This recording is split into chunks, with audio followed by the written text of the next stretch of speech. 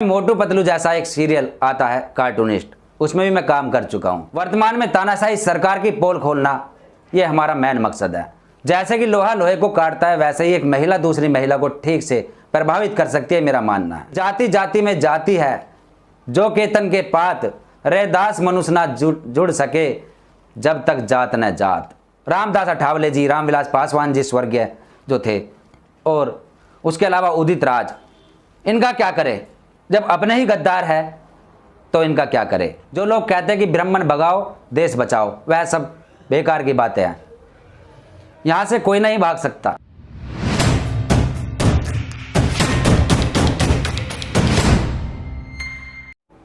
जय भीम, जय संविधान, जय विज्ञान। दोस्तों, मैं उमेश करुणा और आप देख रहे धाकड़ टीवी का टॉक शो। सबसे पहले मैं अपना परिचय आपको देता हूं। दोस्तों, मैं यूपी के क्रांतिकारी मेरठ जिले से हूं और मेरी जन्मभूमि है हस्तिनापुर। आज मेरा निवास स्थान है नई बस्ती लल्लापुरा मेरठ, जो मेरठ में एक छोटा सा कस्बा पड़ता है। बहुल्य आबादी है बहुजन समाज की। समाज शास्त्र में पोस्ट ग्रेजुएट हूँ और 3D एनिमेटर भी हूँ।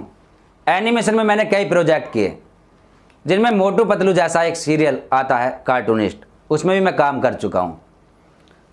और कार्टूनिस्ट डांसिंग सॉन्ग जिसका नाम था आजा झूम ले बाहर निकल कर घूम ले, जो काफ़ी सुपर डुपर हिट हुआ था और सोनोटेक कैसेट कंपनी से वह मैंने रिलीज कराया था। दर्जनों हरियाणवी गाने बनाए।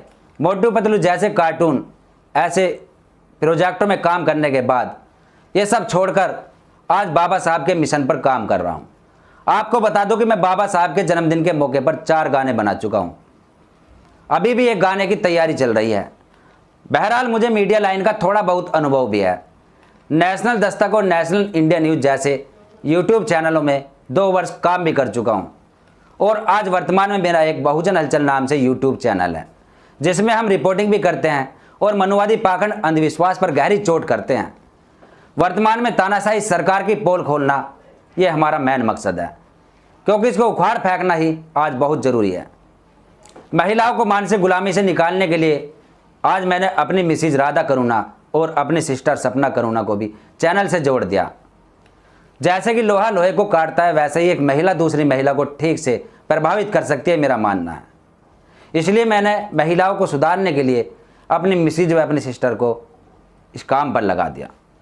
यदि राजनीति की बात करूं तो आज वर्तमान में मेरी माताजी बहुजन समाज पार्टी से वार्ड पार्षद है और मेरे पिताजी 4 बार नगर निगम में कर्मचारी संघ के चुनाव जीतकर अध्यक्ष रह चुके हैं। मेरठ जिले में उनका काफ़ी अच्छा नाम है। मेरे परिवार का राजनीति में काफ़ी झुकाव रहा। मेरे पिताजी अपने आवास पर स्वर्गीय रामविलास पासवान जी और स्वर्गीय चौधरी अजीत सिंह जैसे दिग्गज नेताओं को भी बुला चुके हैं और आज भी वरिष्ठ लोगों का आना जाना मेरे आवास पर लगा रहता है। काम के साथ साथ मेरा अनुभव साधु संतों व बड़े बूढ़ों की संगत में रहना भी रहा। संत कबीर और संत शिरोमणि रविदास जी के दोहे से मैं काफ़ी प्रभावित होता हूँ। गुरुओं का आदर करता हूँ और इसी पर मैं आपको कुछ दोहे बताता हूँ जो मैं दिमाग में भरे हुए हैं, हमेशा बोलता हूँ। गुरु बड़े परमात्मा शीतल उनका अंग, तपस्या बुझाए दास की गुरु दे दे अपना रंग। रंग दिया तो खूब दिया गुरु दे दो अपने उपदेश, चरण लगा के है सतगुरु मुझे ले चलो अपने देश। ये गुरु को समर्पित है। सतगुरु मेरे लघु चरणों तेरे, तुमको मैं धाऊं ऊंचे आसन पे तुमको बैठाऊं। ये सब गुरुओं के लिए समर्पित है। रविदास जी का जातिवाद को सबसे ज़्यादा चोट कर देने वाला एक दोहा कि जाति जाति में जाति है, जो केतन के पात रैदास मनुष्य ना जुड़ सके, जब तक जात न जात। ब्राह्मण मत पूजिए जो होवे गुणहीन, पूजे चरण चंडाल के जो होवे गुण प्रवीण। ये दोहा मुझे सबसे ज़्यादा प्रभावित करता है जीवन में। इस दोहे से हमने सबक सीखा कि इंसानियत से बड़ा कोई धर्म नहीं है। ब्राह्मण मत पूजिए जो होवे गुणहीन, पूजे चरण चंडाल के जो होवे गुण प्रवीण। हमारे ब्राह्मण भी दोस्त है, ठाकुर भी दोस्त है, हर जाति धर्म में हमारा उठना बैठना है। इसका मतलब यह है कि हर जाति में हर धर्म में हर प्रकार के लोग होते हैं। जिनके अंदर गुण हो, जो अच्छे हो, उनको अपने मित्र बनाए, उनको अपना साथी बनाए, और जो गुणहीन है उनसे दूर रहे। संत शिरोमणि रविदास जी का यह दोहा बहुत प्रभावित करता है। जो अपनी जाति के अंदर बहुजन समाज के लोग गद्दार है, उनका क्या करे। इस चीज़ को देखते हुए हमें लगता है कि किसी भी जाति के लोग हो, यदि उनके अंदर गुण है, वह अच्छे हैं, संस्कारी है, तो उनको एक्सेप्ट करना चाहिए, उनसे कोई बैर नहीं करना चाहिए। क्योंकि जो हमारे समाज के मंत्री रहे, रामदास अठावले जी, रामविलास पासवान जी स्वर्गीय जो थे, और उसके अलावा उदित राज, इनका क्या करे? जब अपने ही गद्दार है तो इनका क्या करे? आज तो हमारे महामहिम राष्ट्रपति रामनाथ कोविंद जी भी दलित है, इनका क्या करे? अच्छी भली कोई ना माने तो मत बताओ ठोर, बहता हो तो बहने दो, धक्का दे दो। और ये बात हमारे पल्ले पड़ी। हमने सोचा कि हर जाति में, हर धर्म में, हर प्रकार के लोग मिलेंगे। यदि अपने ही समाज में गद्दार मिले तो उनका क्या करें, और यदि दूसरे समाज में, दूसरे धर्म में वफादार मिले तो उनका क्या करें? तो यहाँ हम कन्फ्यूज हो गए।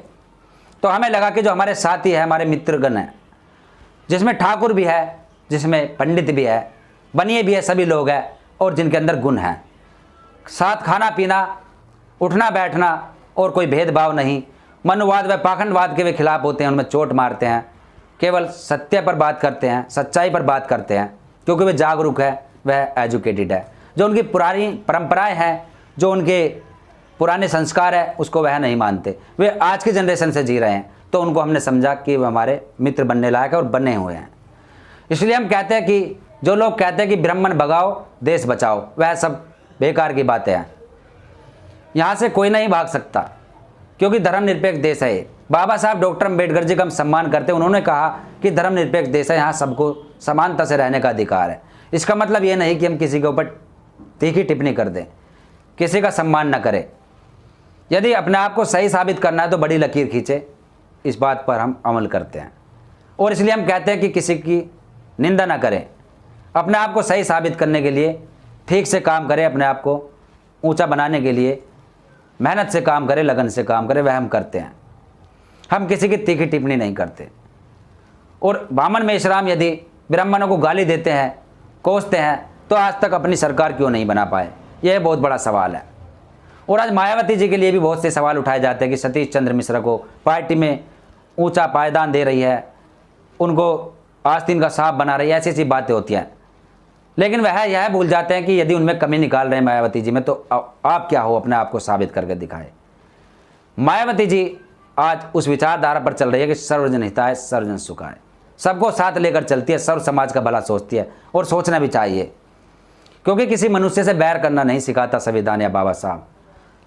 केवल विचार की लड़ाई है, और विचारों की हम लड़ाई कर रहे हैं, किसी मनुष्य विशेष की लड़ाई नहीं है। यदि कोई जातिवाद करता है तो जातिवाद के साथ साथ अपने लोग भी कोई कम नहीं होते, अपने लोग भी भेदभाव करते हैं कहीं कहीं। उसके ऊपर एक टॉपिक होता है कि यदि कोई जाटव है तो वो क्या वाल्मीकि को एक्सेप्ट करता है? वाल्मीकि लड़की को अपने घर में या अपने लड़के की वाल्मीकि के घर में शादी करना पसंद करता है? इनमें भी आपस में होता है, तो क्यों दूसरे को दोष देते हैं? पहले अपने आप को सुधारो, जब दूसरे के ऊपर टॉपिक पर बात करो। ये हमारा मानना है। इसलिए हम कहते हैं कि यदि किसी भी धर्म में, किसी भी जाति में अच्छे लोग मिले तो उनको एक्सेप्ट करें, किसी को गलत ना ठहराए, किसी से दुश्मनी ना करे, किसी से बैर ना करे। अंधविश्वास, पाखंडवाद को जड़ से खत्म करना यदि हम चाहते हैं तो उसके लिए हम किसी की दुश्मनी मोल लेना नहीं चाहिए, किसी से बैर करनी नहीं चाहिए, क्योंकि अपने भी लोग किनारा कर देते हैं। यदि अंधविश्वास, पाखंडवाद को चोट देनी है तो तर्क के आधार पर दें, क्योंकि तर्क के आधार पर चोट देकर ही लोगों से संबंध खराब नहीं होंगे और सुधार भी हो सकता है। जैसे कि आज चल रहा है गणपति का विसर्जन, गणेश विसर्जन, और उसमें सबसे ज़्यादा हमारे समाज के लोग लगे हुए हैं। जिसे कोई नहीं जानता था, आज उसकी भी यहाँ पर डिमांड बढ़ गई। और यदि उनको आप समझाना चाहेंगे तो वह आपको दुश्मन की नज़रों से देखेंगे। इस पर हम क्या करें और इसको किस तरीके से समाज को इस दलदल से बाहर निकाले, इस पर भी सोचने वाली बात है और सोचना पड़ेगा। और आज हम आपको बता दें कि हमारे समाज के कुछ युवा साथी, हमारी बहनें लगी हुई है समाज को जगाने के लिए, जिनमें से हम कुछ नाम आपको बता देते हैं। हमारी बहन नीलम बोध और प्रशांत बोध, सतीश बोध जी जो हमारे आदर्श हैं, जो हमारे गुरु समान हैं, और उसके अलावा भी बहुत सारे लोग समाज को जागरूक करने में लगे हुए हैं। उसके साथ साथ धाकड़ टीवी का धाकड़ टॉक शो, जिसके फाउंडर है अरुण गौतम भी लगे हुए हैं। चैनल के माध्यम से हम जैसे लोगों को लाकर उनकी बातें समाज तक पहुंचाने के लिए वह एक धाकड़ टॉक शो लेकर आए हैं, जिसके लिए वह काफ़ी काबिल तारीफ़ है और उनको हम तहे दिल से बहुत बहुत साधुवाद कहना चाहेंगे, क्योंकि वह एक ऐसे व्यक्ति है जो कि समाज को जिसकी ज़रूरत है। निडर होकर पत्रकारिता, निडर होकर ऐसी रिपोर्टिंग करके दिखाना, पाखंडवाद व अंधविश्वास पर गहरी चोट मारना, वह उनका बहुत समय से हम देखते आ रहे हैं। और उन्होंने आज जो ये धाकड़ टॉक शो एक शो बनाया और उसमें उन्होंने दिखाया कि समाज के जो होनहार जिन्होंने कुछ किया और करना चाहते हैं वह लोग अपनी बात रख सके, उनको भी लोगों तक जाना जा सके। और आज हम इस टॉक शो पर आए, हमने अपनी बात रखी और इस बात को रखने के बाद हम दर्शकों से यही कहना चाहेंगे कि आप कमेंट्स बॉक्स में 2 शब्द जरूर लिखें और धाकड़ टॉक शो को सपोर्ट करें। तो आज के लिए हम अलविदा लेते हैं आपसे, तब तक के लिए जय भीम, जय संविधान, जय विज्ञान, धन्यवाद।